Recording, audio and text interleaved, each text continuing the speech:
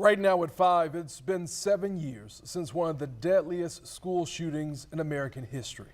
Thank you for joining us today at 5. I'm Anthony Austin. And I'm Jeannie Blaylock. Today, flags are at half staff across Florida because on this day, 7 years ago, 17 students and faculty members were murdered at Marjorie Stoneman Douglas High School in Parkland, Florida. And many school safety initiatives have been created across the state of Florida since that shooting. But what do these safety measures do to the mental state of our children? Rich Donnelly is on your side tonight with words of caution from a local doctor. He's been talking with experts today, and what did you find out?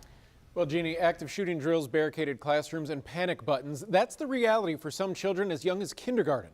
But it's all in the name of safety.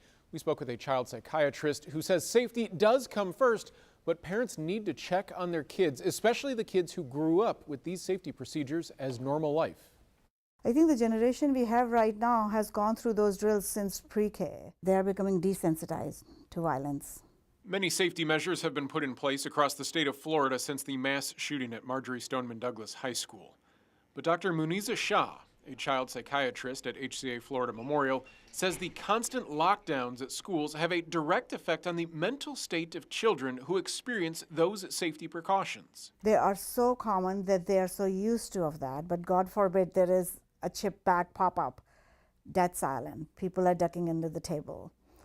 There is a loud noise anywhere, kids are running for safety. That's what the kids grew up in. On Thursday, Douglas Anderson was on lockdown due to the mistaken identity of a staff member.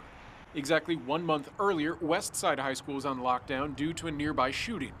The month before that, Oakleaf High School was on lockdown after a threatening call was made to the school. Dr. Shah says the constant exposure to the threat of school violence and safety training has changed the American child. Kids are exposed to that like living in a war zone. They're desensitized to it. They know they need to keep themselves safe, but they also think that it's possible any day.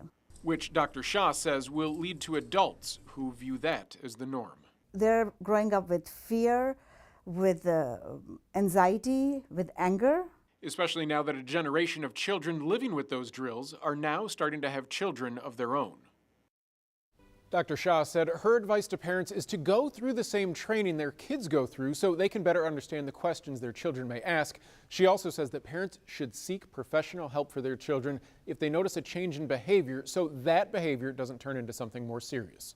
Reporting Rich Donnelly, First Coast News, on your side.